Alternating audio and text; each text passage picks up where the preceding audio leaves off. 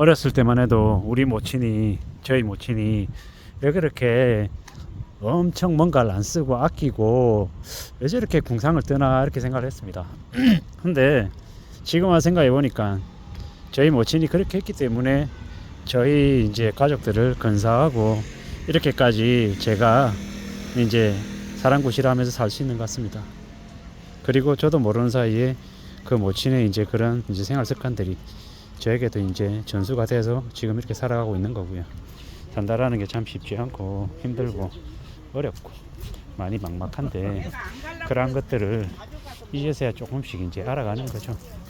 좀 더 살아가야 되고 좀 더 살아내야 되고 힘들고 어렵지만은 잘 좀 감내해야 된다라는 생각을 요즘 와서 좀 더 많이 생각합니다.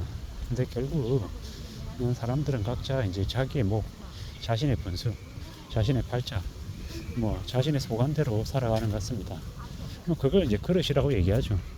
담을 수 있는 그릇이 되는 사람들은 더 많은 것들을 담고 더 많은 것들을 이제 누리며 사는 거고, 그릇이 작은 사람은 가분한 것들을 받으면 그릇 자체가 깨져서 망가지기도 하는 거죠. 그런저런 이제 살아가는 삶의 모습들을 이제 보면서 이제 많은 생각들을 합니다. 앞으로 어떻게 살아가게 될까? 어떤 삶을 추구하는 게 현명한 걸까라는 궁금증을 말입니다. 천천히 차근차근 삶을 이제 앞으로 또 앞으로 내디디며 가야겠죠. 그런 것들이 좀 더 필요하다라는 생각을 더하게 됩니다.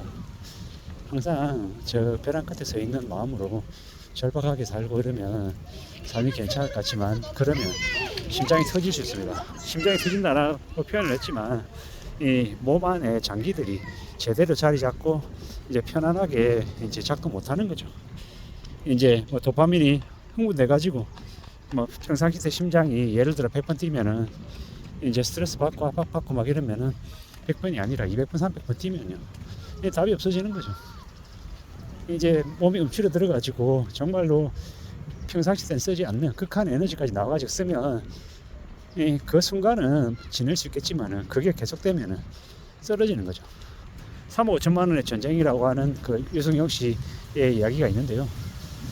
거의 9년 만에 10년 만에 9년 10년 만에 3억 5천만 원의 빚을 다 갚습니다. 그리고 난 이후에 그분은 몇 년 뒤에 이제 돌아가시죠. 다른 사람이 30년 걸릴 일을 10년 만에 하다 보니까 몸이 버티지 못했던 겁니다. 감당할 수 있는 기간이 있는 거고 시간이 있는 겁니다. 너무 무리하면 아무리 많은 걸 이루더라도 건강이 허락하지 못하면 누릴 수 있는 것들을 못 누릴 수 있다는 겁니다. 그렇기 때문에 항상 속도를 좀 잘 조절할 필요가 있는 것 같습니다. 너무 무리하면 안 된다라는 말씀을 좀 드리고 싶은 거죠. 스스로 차근차근 천천히 좀 나아가는 게 필요한 것 같습니다. 그렇게 살아야 삶이 나아지고 견뎌지지 않겠냐라는 겁니다. 사는 게 참 어떤 걸까? 어떻게 살아야 되는 걸까? 많이 고민하고 많이 생각하게 되는 게 요즘입니다. 왜 그렇게 고민을 많이 하고 왜 그렇게 생각을 많이 하겠습니까? 살아간 삶이 쉽지 않기 때문이죠. 요새 그 머니 트레이너인가요? 김경필 씨인가? 되게 절약을 많이 해야 된다, 아껴야 된다, 돈을 모아야 된다라고 얘기하는 그분의 유튜브를 종종 보고 있는데, 그분이 하는 얘기가 다 맞죠. 구내식당 이용해야 된다, 차는 되게 자기의 소득 감안해가지고 차를 굴려야 된다, 제네시스 GV 80인지 예를 들던데, 그건 들어서 할 필요 없는 거죠. 그리고 우리가 살면서 너무 그렇게 과시하고 드러내면서 살면 자신이 대단한 것처럼 이렇게 느껴지지만, 실제로는 그것보다 자기 통장에 돈이 쌓이는 재미를 누리고 느끼는 게 훨씬 더 즐겁고 유쾌하다고 하죠. 아직 저도 그 정도까지는 아니지만 그래도 장부에 돈이 좀 더 쌓이고 주식수가 늘어나고 배당금이 늘어나는 걸 좀 목격하며 살고 싶은 그런 마음이 더 있죠.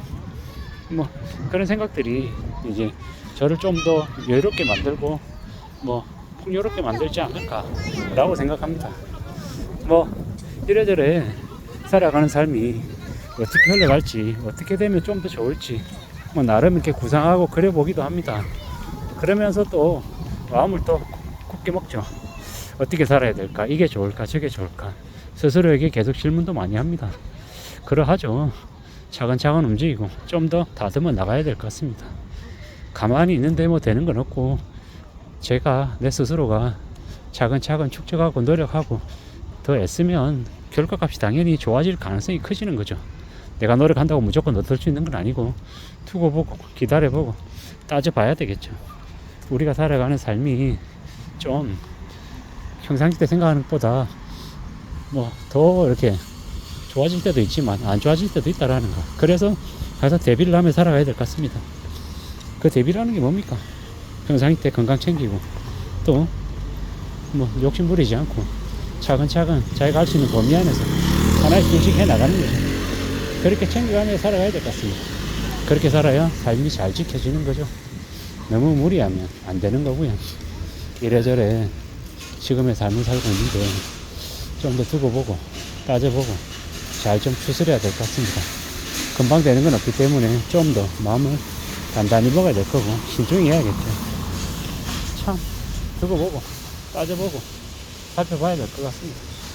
누가 뭐라 해도 살아가는 삶을 내 스스로 잘 생각하면서 지켜내야죠. 그래야 될 것 같습니다. 아이고 갑자기 자전거하고 차가 앞에 부딪히나 해서 갑자기 소리가 났습니다. 안전운전 해야 되고 항상 조심조심 가야 됩니다. 차가 많고 사람이 많은데 속도를 함부로 냈다가 큰일 나는 경우가 많죠. 잘못해가지고 삐끗해가지고 사람 치기라도 하면 그냥 바로 쇠고랑입니다. 바로 구속이죠. 얼마나 무서운지. 아직도 겉멋들은 20대 30대 외자 끌고 다니면서 아주 좁은 도로에서도 가속하는 그런 놈들은 큰 꼴 한번 다쳐봐야지 정신 차리죠. 세상을 얼마나 깊고 만만하게 생각하는지. 양아치 같은 쓰레기 같은 놈들 많습니다. 몸을 도화지 마냥 온 문신을 덕지덕지 해가지고 그렇게 한 놈들이 정상적인 삶을 살 수 있을까? 정상인으로 사람들에게 인정을 받을까? 못 받죠. 그런 쓰레기 같은 인간들이 좀 많이 안 보였으면 좋겠습니다. 그런 놈들이 결국 나중에 이르는 삶이 어떻게 되겠습니까? 지옥으로 추락하는 이제 매우 우려스러운 매우 암울한 인간들이 되겠죠. 앞으로 우리가 살아가는 세상은 더 개인주의, 극단적인 개인주의, 이기주의, 그리고 묻지마 범죄가 창궐하는 조커의 시대가 열릴 겁니다. 사람들이 경제적으로 어렵기 때문에 더 무자비한 일들이 벌어진다라고 보면 맞습니다. 그렇기 때문에 좀 더 조심하고 좀 더 신중하게 살아갈 국리해야 됩니다. 아무나 만나면 안 된다라는 거죠. 아무하고나 인연을 맺으면 그 인연이 큰 화가 될 수 있음을 명심해야 될 것 같습니다. 좀 더 조심하고 살아야죠. 그거 말고는 길이 없는 것 같습니다. 참 안전하게 살아가야 되는데 어떻게 살 수 있을까? 어떻게 살아낼 수 있을까? 라는 생각도 많이 듭니다. 이랬건 저랬건 간에 안전하게 차근차근 자신의 삶을 좀 잘 지켜나가며 살아야 그래야 나중이든 지금이든 항상 안전하게 살 수 있을 것 같습니다. 너무 많은 우려와 너무 많은 염려도 좋은 것 같지 않고 너무 절박한 것도 좋은 것 같지 않고 자신의 삶을 좀 여유롭게 시간적인 그 여지를 두고 천천히 좀 움직이는 게 좋겠습니다. 걷는 속도도 좀 줄이고 항상 가는 길만 가지 않고 좀 새로운 길도 추구하고 그러면서 삶을 좀 살아내는 게 제일 좋을 것 같습니다. 이상입니다.